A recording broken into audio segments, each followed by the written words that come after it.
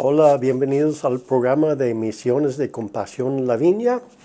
Aquí estamos en Mazatlán con la visión de hacer de Mazatlán paraíso para todos.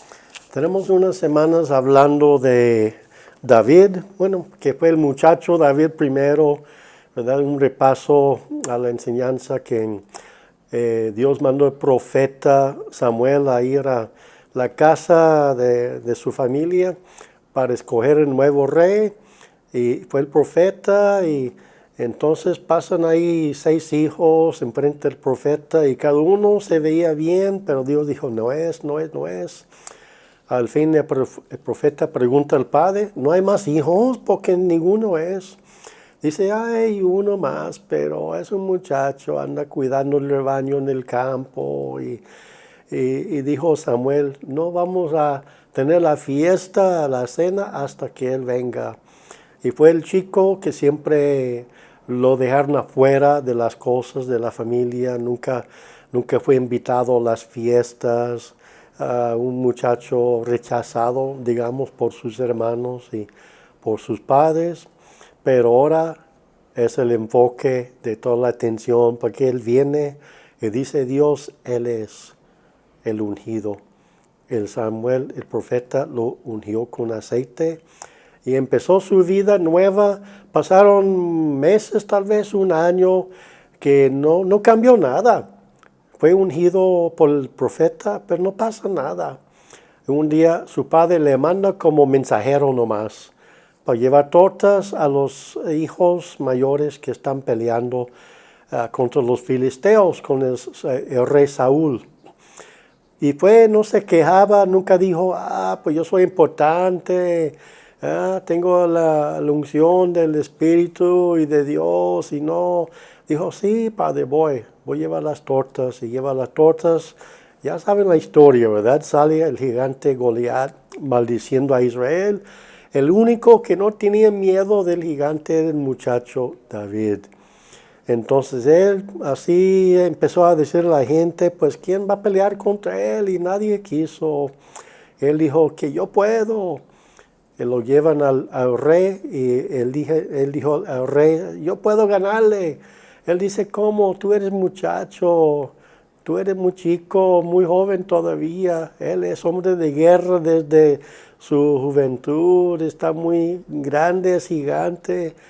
Tú no puedes. Y David dijo y le contó su historia secreta, que en secreto, cuando no estuvo nadie, peleó con un oso y lo mató, peleó con un león y lo mató. Dios vio, pero los hermanos no vieron. Yo pienso que a lo mejor un día les contó, maté un león hoy. Ellos se burlaban de él, creo, ¿verdad? ¿Tú qué? ¿Cuándo vas en tus sueños? No, ¿tú qué? ¿Por qué te jactas? Y nadie le creyó, pero él sabía quién era, ¿verdad? Y cuenta al rey Saúl y dice, sí, yo puedo. Entonces Saúl le puso su armadura y no le quedó. Y no pudo ni caminar bien con la armadura porque era chico. Dijo, no, aquí tengo mi onda, ¿verdad? Y mis piedras, yo voy a pelear. Y peleó y le ganó y dio a Israel una gran victoria. Huyeron todos los soldados de los filisteos y perdieron la guerra, y por David ganaban. Y todo iba bien. Y David hacía todo bien, se portaba bien con todos. Y todos lo querían. Él siempre respetaba a todos, a los pequeños hasta los grandes. Él trataba bien a toda la gente, y todos los jefes lo querían mucho. Pero cuando iban de regreso, llegando a Jerusalén, salieron las mujeres, que era costumbre entre los judíos cuando hay una gran victoria. Corrió la palabra. Salen las mujeres con danzas, con tambores y así cantando. Y estaban cantando que Saúl mató a sus 1000 y David mató a sus 10,000. Entonces cuando llegaron y Saúl escuchó eso, se enojó y tuvo celos. No es bueno tener celos, ¿verdad? Cuando una persona prospera, lo más correcto es estar así, alegre por la persona. Dice, qué bueno, que te va bien, qué bueno, magnífico. Tienes un trabajo mucho mejor, ganas ahora mucho dinero, qué bueno. En lugar de tener celos de las personas. Y como Saúl tenía celos, esto se mete en su corazón, lo guardó y es como una semilla. Cuando estamos guardando así, algo así adentro, es una semilla que plantamos. Pero si dejamos la semilla, ¿verdad? Si no perdonamos, porque la verdad David no hizo nada malo, pero Saúl tiene celos por el canto, ¿verdad? Pero fue David que le dio la victoria. David era muy fiel a Saúl. No hubo peligro que iba a tratar de tomar el reino.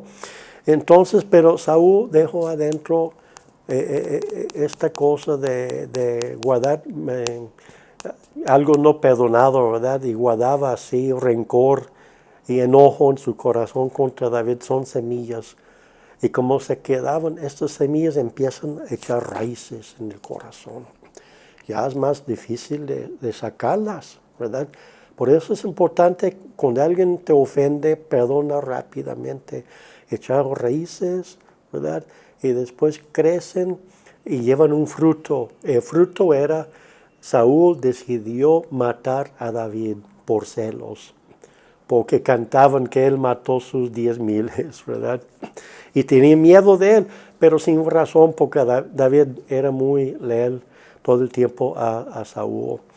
Bueno, entonces, de repente, todo cambia. Todo va bien, así todo bien, perfecto, pero cambia su relación con Saúl, que es el hombre más poderoso en Israel.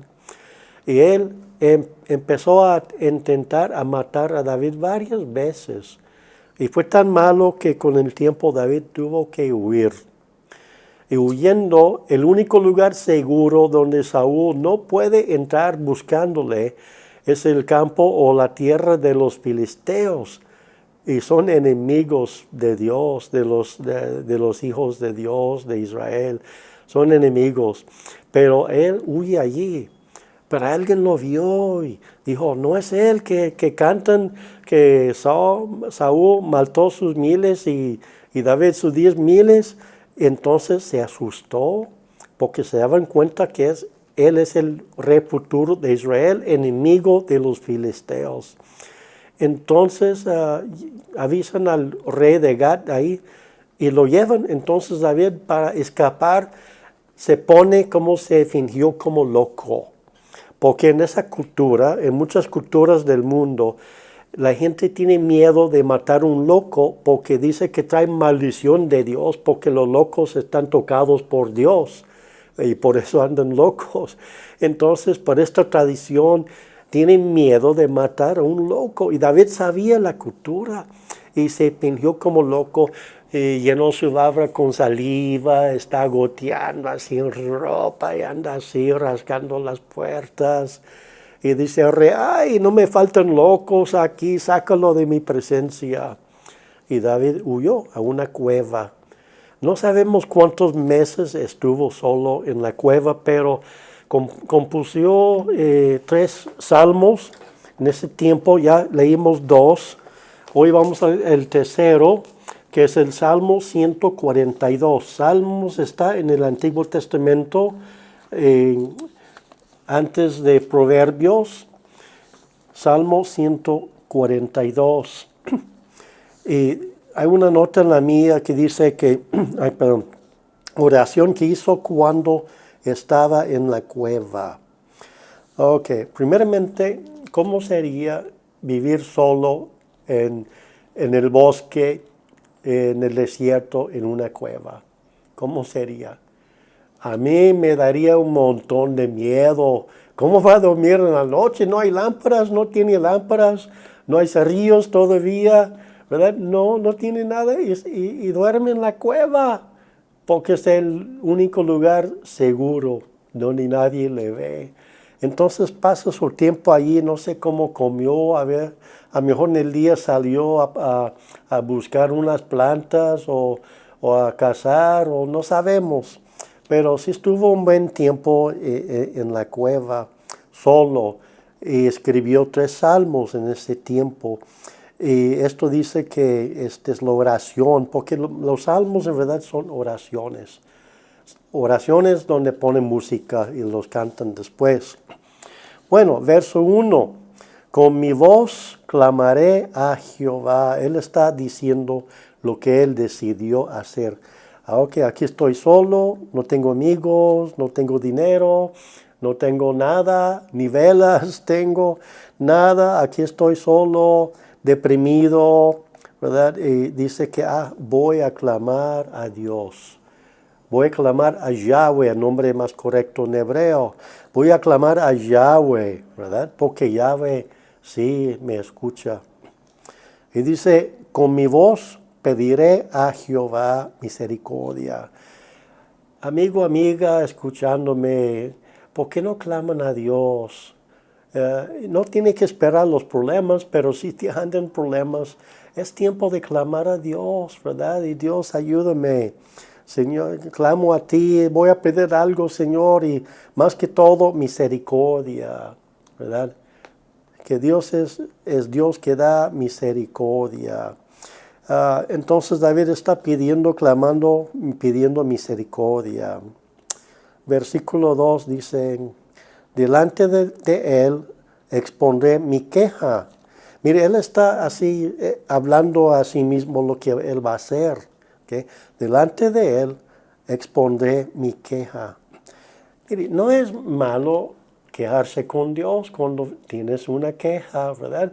Que hay gente que piensa que esto sería ofensa a Dios, ¿verdad? Quejarse de algo. Pero mire, David tiene una queja. Él, mire, aguantó una vida disfuncional en su familia muchos años, rechazado. Llega su día, gana a Goliat, es el famoso de Israel ahora, y no hizo nada mal, y de repente Saúl así empieza en contra de él, y lo ataca, y no hace nada, entonces está exponiendo su queja. Orando, Dios, tú sabes que no hice nada. Dios, tú sabes que yo soy fiel al rey. Tú sabes que no voy a levantarme para quitar el trono de él. Tú sabes, Señor, está así expresando sus quejas a su Dios. Verso 2, delante de él manifestaré mi angustia. Angustia habla de algo terrible que está pasando en la vida, como está así doblado, y como gimiendo, y como que el estómago pues como así apretado, y como con dolor y molestia, y hay angustia. Hoy en día lo llamaríamos depresión. Yo sé que hay personas mirándome que tienen luchas con depresión. Yo en ocasiones también he luchado con depresión en mi vida y Dios está presente, ¿verdad? Hay que clamar a Él, ¿verdad? Estos pasos, clamar a Él, pedir de Él, ¿verdad? Y decirle tu queja, ¿verdad? Y manifestar su angustia, su depresión y cuenta a Dios cómo sientes, ¿verdad? Las cosas que están malas en su vida. Verso 3 dice, cuando mi espíritu se angustiaba dentro de mí, tú conociste mi senda. Y dice que su espíritu, ¿verdad? El hombre tiene espíritu, tiene alma, tiene cuerpo, y los 3 son uno, pero es con el espíritu que conectamos con Dios, ¿verdad? Porque Dios es espíritu. Y cuando andamos en el mundo sin conocer a Cristo, nuestro espíritu no está conectado con Dios. Cuando Cristo entra en nuestra vida, con la salvación, cuando creemos, Cristo entra y conecta nuestro espíritu de nuevo con Dios, porque Él quita todo el pecado que está entre nosotros y Dios. Lo que nos impide llegar a Dios es nuestro pecado. Y Cristo viene, murió por nuestro pecado y lo quita y conecta nuestro espíritu a Dios. Pero en este caso su espíritu angustiaba dentro de él, ¿verdad? Pero dice, Dios, tú conociste mi senda, mi camino, no he andado mal. Mire, todo que pasa mal en nuestras vidas no es porque hemos hecho algo mal, muchas veces sí, ¿verdad? A veces hacemos algo malo a una persona, la persona en cambio hace mal a nosotros o hasta más mal a nosotros. Pero en este caso, dice, tú conociste mi senda, mi camino, he andado rectamente ante ti, Señor. Entonces estas cosas están pasando, pero no tengo culpa de estas cosas. En el camino que andaba, me escondieron lazo. Un lazo era algo que usaron así para cazar pájaros, otros animales, ¿verdad? Entonces hubo gente así tratando de destruir la vida de David, y como cazadores, ¿verdad? Entonces él vio a esta gente como gente así cazando y buscando de esconder un lazo, ¿verdad? Una trampa para él para quitarle la vida. Verso 4. Mira a mi diestra y observa, pues no hay quien me quiera conocer. En este momento David sintió sin amigos, ¿verdad? Mire, es muy interesante cuando, si uno tiene mucho dinero, buen trabajo y compra copas para los amigos, tiene muchos amigos. Pero cuando pierde el trabajo, ya no tiene dinero, los amigos son pocos, ¿verdad? Y hay gente que llega a tener la fama, ¿verdad? Y antes no tenía muchos amigos. Si es un cantante, ¿verdad? Y va de nada hasta estrella. Amigos que sobran, ¿verdad? Y todos alabando a él. Pero si pierde así la cosa, no. Entonces se van los amigos. Cuando vivía en Fresnillo, Zacatecas, tenía muchos amigos entre los políticos, porque yo siempre he ministrado a la gente muy pobre, pero también los políticos y los con finanzas necesitan a Dios también, ¿verdad? Y tenía un doctor que conocí cuando estaba dando su año de servicio y subió rápido en la política. Llegó a ser presidente del pueblo de Río Grande en Zacatecas. Y cuando ganó, mandó por mí. Se acordó de mí, ¿verdad? Porque nunca le pedí nada, ¿verdad? Y mandó por mí y me dijo, Fred, este pueblo es tuyo. Si quieres poner tu carpa, una campaña, donde quieras aquí.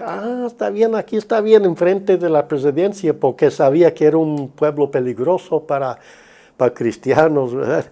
Entonces, estaba subiendo, pero tenía sus cosas malas en su vida y uno era de la mujer, era muy guapo, más guapo que yo, la verdad. Era muy guapo y un día tenía relaciones con la esposa de un político poderoso y salió la luz y por abajo, porque todo el mundo decía, Gumaro, el próximo gobernador, iba así ya el número uno en esto. Y un día llega a mi oficina a verme y me dijo, hermano, pues ya no tengo nada en la política, ya perdí, no tengo nada, no tengo amigos, solo tú eres mi amigo. Y yo dije que sí, soy amigo cuando tú estás arriba o abajo, porque así es un amigo verdadero. Y no, entonces le ministré, le platiqué, pero ¿sabes qué? Pasando los años, subió de nuevo en la política y llegó a ser el jefe de salubridad en Zacatecas. Y una vez invité unos doctores de Italia, una especialista de ojos para hacer operaciones. Eso era una técnica nueva que iban a hacer de los ojos operando de cataratas hace años. Entonces, los de la izquierda, los del lado como más comunistas, estaban en contra del evento en el principio, pero después se daban cuenta que era para los pobres y me apoyaban. Pero después todos los doctores en Fresnillo estaban en contra y hablaron al gran jefe en México, en la capital. El jefe ahí habló a Gumaro Hernández en Zacatecas y me habló Gumaro, están quejándose, pero yo te tengo ahí, cuidado, te voy a cuidar, no hay problema. Entonces hay que ser amigos cuando están arriba, cuando están abajo en todo tiempo. Entonces dice que no hay quien que me quiera conocer. Ya no tengo amigos, no tengo refugio, verso 4, ni hay quien cuide de mi vida. A lo mejor tú sientes igual, que no hay nadie que te cuida, nadie te quiere. Y puede ser que sientes así, no es la verdad, siempre hay alguien, pero Cristo sí te cuida, Cristo se te quiere, Cristo quiere ser parte de tu vida, Cristo te quiere levantar. Entonces, en verso 5 dice, clamé otra vez a ti, oh Jehová, y dije, tú eres mi esperanza. Hay que reconocer, ¿verdad?, que Dios es nuestra esperanza, ¿verdad? No la gente, no otras personas. Dios es nuestra esperanza, porque siempre es fiel. Dios, y dice el resto del verso, y mi porción en la tierra de los vivientes. Verso número 6. Escucha mi clamor, porque estoy muy afligido. Se nota el cambio, ¿verdad? Al principio dice clamaré, ahora está hablando en clamé, ¿verdad? Hizo su plan, ok, voy a hacer esto, tengo que hacer esto, lo otro, estos son los pasos, yo ya anoté como 6. Clamar a Dios, pedir de Dios, exponer sus quejas, expresa sus problemas, busca ayuda y acepta la situación y solo Dios es la respuesta, ¿verdad? Entonces tú puedes hacer las mismas cosas. Y dice verso 6, escucha mi clamor porque estoy muy afligido, muy deprimido. David, pues claro, vive en una cueva, de un palacio a cueva, qué cambio, ¿no? Segunda parte de verso 6, líbrame de los que me persiguen, porque son más fuertes que yo. Entonces hay gente más fuerte que tú en tu vida, ¿verdad? A veces es gente que no es muy amable, pero Dios te puede fortalecer y darle la victoria sobre personas más fuertes. Verso 7, el último verso del Salmo. Saca mi alma de la cárcel. Mira, hay gente que en verdad su vida es una cárcel. Son prisioneros. No tienen libertad, no tienen gozo, no tienen esperanzas, no tienen deseos de vivir a veces, andan luchando con depresión, sienten que no tienen amigos, han perdido una esposa, un esposo, algo ha pasado, hay gente así sufriendo, pero dice a Dios, saca mi alma de la cárcel. Dios sí te puede sacar de la cárcel. Y dice que para que alabe tu nombre, ¿verdad? Él quiere ser libre para tener más ganas para alabar a Dios. ¿Y cuál es su deseo? Me rodearán los justos. Si eres creyente en Cristo, creyente nuevo o viejo, ¿verdad? No importa. No se rodea con pura gente que no conoce a Dios, a Cristo. Busca a los que conocen a Dios. Hay que tener enemigos de todos, ¿verdad? Pero hay que tener gente rodeando su vida que son creyentes, personas justas, personas que dan buenos consejos, ¿verdad? En todo. Ok, entonces esos son los salmos de depresión de David. Vamos a la primera de Samuel 22 para terminar. Entonces, poco a poco corrió la palabra. Mire, estos son los días cuando las noticias corren muy lentamente, ¿no? Es hoy en día, David no puso en la face, estoy en la cueva, ven a mí. No, pero poco a poco corrieron así las noticias y empezó gente a llegar. Dice, no cuenta todo el tiempo, pero dice, yéndose, verso 22:1, yéndose David, luego David de allí huyó a la cueva de Adulam. Y cuando sus hermanos y toda la casa de su padre lo supieron, vinieron ahí a él. Ahora su familia se acepta que él es especial, ¿verdad? Y lo aceptan. Y aparte de esto, algo pasó. Verso 2. Se juntaron con él todos los afligidos, ¿verdad? Todos que tienen problemas sociales en su vida. Hay gente que no, mi vida no sirve para nada. Pues es la gente que empezó a llegar a David. Gente como tú y yo, que no sirve por nada. Se juntaron todos los afligidos, todo el que estaba endeudado, los que no sabían manejar su dinero. Mira, hay muchos de ustedes que deben romper sus tarjetas de crédito ya, porque las tarjetas controlan a ti, tú no a la tarjeta. Pero esta clase de gente llegó, los que no sabían manejar sus vidas. Esta es la gente que Dios juntó a David para hacer un imperio increíble con David y este grupito. Y dice, y todos los que se hallaban en amargura de espíritu, todos descontentos, ¿verdad? No tienen gozo de nada, molestos de todo. Bueno, voy con David en la cueva. Y llegaron esta gente, ¿verdad? Y fue hecho jefe de ellos. Ay, qué jefe, qué grupo de qué jefe, ¿verdad? Ay, ay, ay, pues toda pura gente disfuncional, gente que no sabía cuidar sus propias vidas, fue hecho jefe de ellos y tuvo consigo como 400 hombres. Entonces, poco a poco, David, que era hombre de Dios, empezó a sembrar en esta gente disfuncional, ¿verdad?